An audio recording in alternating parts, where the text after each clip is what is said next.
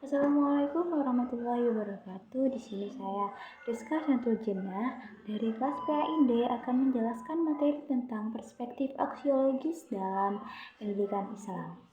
Perspektif aksiologis dalam pendidikan Islam berfokus pada nilai-nilai yang mendasari tujuan, metode, dan hasil pendidikan. Aksiologi adalah cabang filsafat yang mempelajari nilai-nilai termasuk etika dan estetika.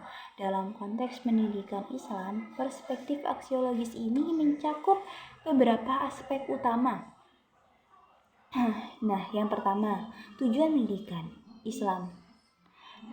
Tujuan utamanya mencapai ridho Allah dan mengembangkan kepribadian muslim yang sempurna.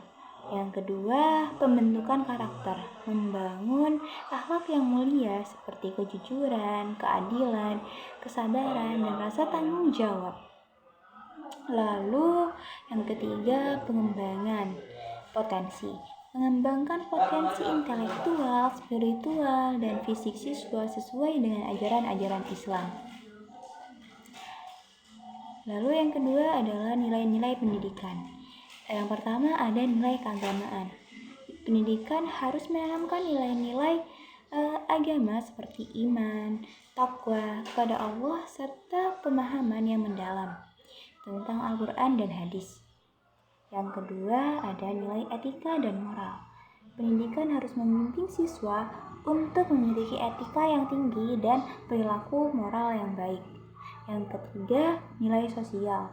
Nilai sosial mengajarkan pentingnya ukhuwah Islamiyah, persaudaraan dan dalam Islam, keadilan sosial, dan tanggung jawab terhadap masyarakat. Lalu yang ketiga ada metode pendidikan. Yang pertama ada keteladanan. Keteladanan terhadap guru dan pendidik harus menjadi contoh yang baik dalam penerapan nilai-nilai Islam. Yang kedua ada pembiasaan. Membiasakan siswa dengan praktek-praktek ibadah dan akhlak yang baik sejak dini. Lalu yang ketiga ada dialog dan diskusi. Dengan cara mendorong pemikiran yang kritis dan pemahaman yang mendalam melalui dialog dan diskusi yang berlandaskan nilai-nilai Islam. Yang keempat, hasil pendidikan. Yang pertama ada pencapaian spiritual. Siswa diharapkan kedekatan yang kuat dengan Allah dan menjalani kehidupan yang sesuai dengan ajarannya. Lalu yang kedua ada karakter Islami. Siswa diharapkan memiliki karakter yang sesuai dengan nilai-nilai Islam seperti kejujuran, amanah, dan adil. Lalu yang ketiga ada kontribusi positif. Siswa diharapkan dapat memberi kontribusi positif terhadap masyarakat dan menjadi agen perubahan yang baik.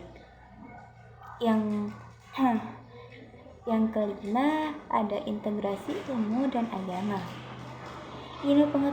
Yang pertama ada ilmu pengetahuan.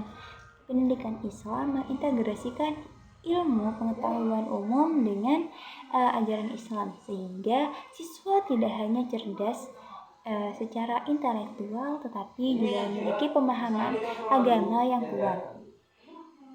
Yang ketiga ada keselarasan. Menciptakan keselarasan antara ilmu pengetahuan dan nilai-nilai keislaman sehingga yang diperoleh bermanfaat dan berkah.